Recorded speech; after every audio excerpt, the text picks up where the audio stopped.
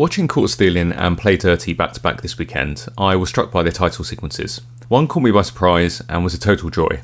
The other, I think, has some issues. Hi, I'm Anna Bennett. This is Video Shop. Let's start with Caught Stealing, which I saw in the cinema. The opening credits are photoreal renders, evoking the typography and mosaic tiling in New York subway stations.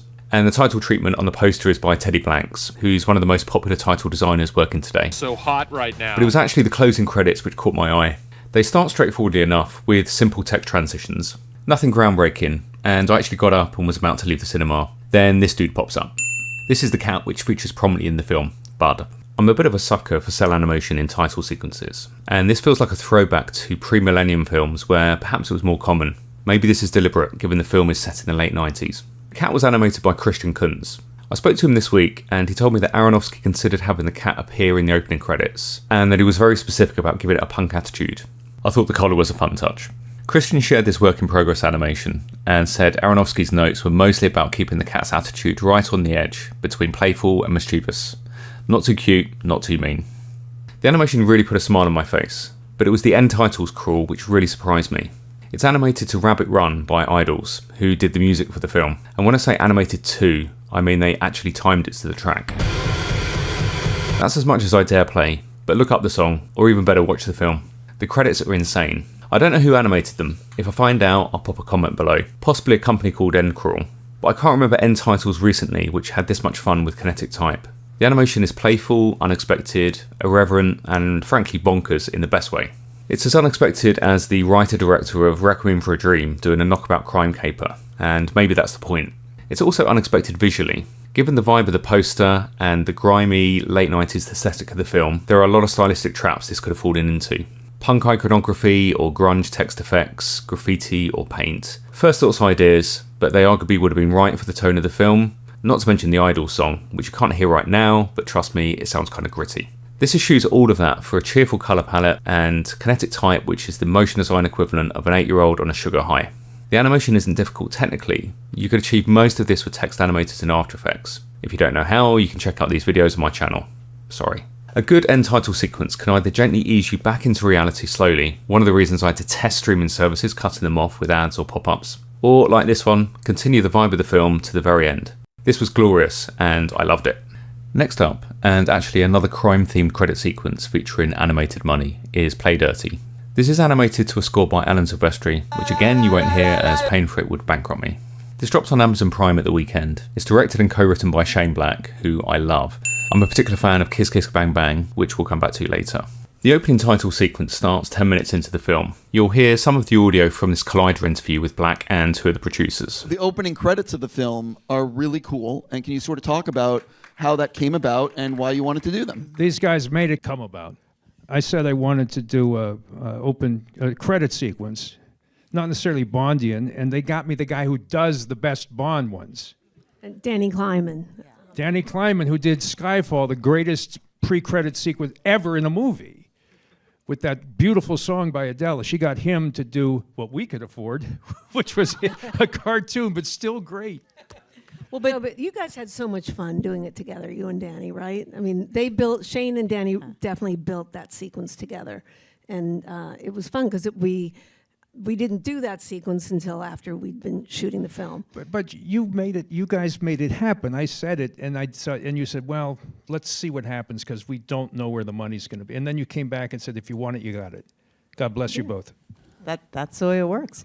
But you know, it was because it was important. You wanted to set the tone, and it was really a way to set the tone. And there's wonderful, essentially Easter eggs in it. And when you all go back and watch it again on Amazon, you get to see there's so many pieces of the plot that ultimately unfolds that are kind of hinted at, which you don't know then. It just looks beautiful and there's great music and it's interesting and all that. But it was quite clever and it really did set the mood and allowed also that time cut without it just being a cut to black. That voice you just heard was Susan Downey, one of the producers.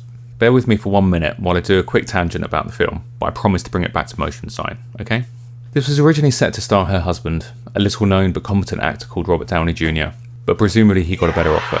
I know there's no point critiquing a film that we didn't get, but I can't help wonder what might have been. The chemistry in Kiss Kiss Bang Bang was insane. Ditto The Nice Guys. Play Dirty is fine, but the chemistry isn't there in the same way. Maybe that isn't Wahlberg's fault. But the same thing applies to the titles. They're not terrible, they're fun, and I can see what they were trying to do, but I don't think they were at the level that they could be. My first note, and this could have been an easy fix, is the design and placement of the credits.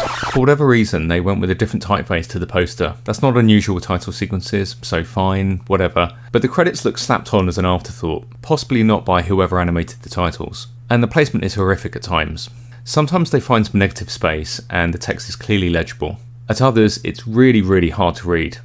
I confess I've never heard of Claire Loverin and Tri Hansen, but they really lucked out with their credit placement. I have heard of renowned casting director Sarah Haley Finn, and I don't know what she did to piss off Daniel Kleinman, because with all the movement in this frame, her credit is pretty much lost. Speaking of Kleinman, I don't know how involved he was beyond creating the concept for this with Shane Black. Again, if I get more information, I'll pop a comment below, but I suspect he wasn't hands-on animating all or even any of this. The main titles were produced by his production company Rattle & Stick, and it looks like they outsourced the animation to Nexus Studios. There's plenty of producers and supervisors listed here, but no animators. My second note is that the design is all over the place, and that includes the colour palette. Halftone is a texture throughout. We have touches here and there. I think it looks too big here personally. We have animated cutout imagery, roughly sketched elements, and the characters are rendered in a roughly drawn cartoon style. I've notes about the animation, but we'll come back to that. But here we switched footage with a halftone effect slapped on top, and I hate to say it, but it doesn't look great. We've got a grunge texture here, but with a halftone reveal of the background. Then here we nearly have clean vector assets. By the way, this is giving off strong Tron vibes, and I think you should tread very carefully around having a close-up of Mark Wahlberg looking confused. This style is different altogether, it's more painterly, and that's the case here and here as well. And I don't think this is a deliberate mashup of looks. It looks more like several animators have worked on this, and there hasn't been a clear visual direction. Again, I don't like saying this, but the design is pretty ugly in places. These illustrations simply aren't pleasant to look at. I know I'm getting hung up on Kiss Kiss Bang Bang, but if you look at the titles for that, they had a clear visual style and colour palette. It was appealing and above all consistent. And note how nicely integrated into the animation the text was. My last note, and this really isn't a critique of any unnamed motion designers, I suspect that there were too many stakeholders, is that there's some iffy animation choices. But I want to be positive, so first, let's go back to the beginning. Susan Downey mentions Easter eggs. There's wonderful, essentially Easter eggs in it. I'm a bit of a film nerd, and the main character has actually been depicted on screen a few times before. Once by Mel Gibson in Payback.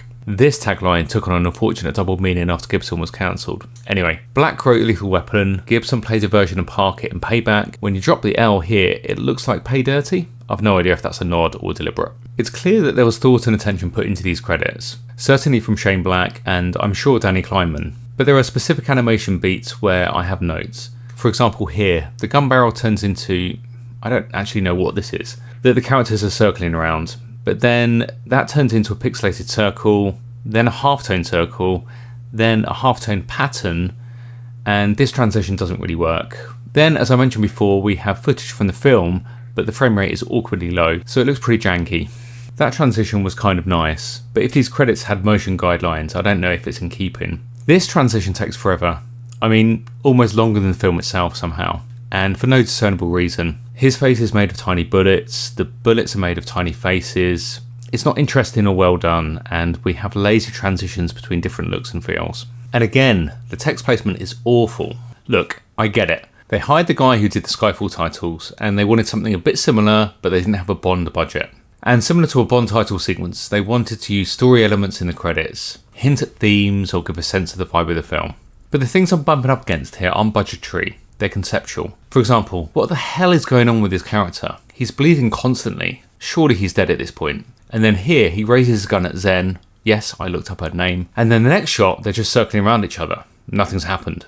Well, we know for a fact who wins in a game of sword versus gun. There are other things I could pick at. Lazy imagery such as bullet hole bubbles. And if the only way that your characters can express themselves is by frowning or blinking, it almost certainly means that the animators were over for time or budget. There's also tonal inconsistencies. Is the vibe brooding or slapstick? But it's entirely possible that my experience watching these films has clouded my judgment.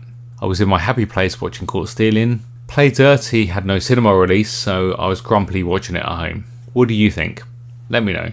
Thanks for watching, see you again soon.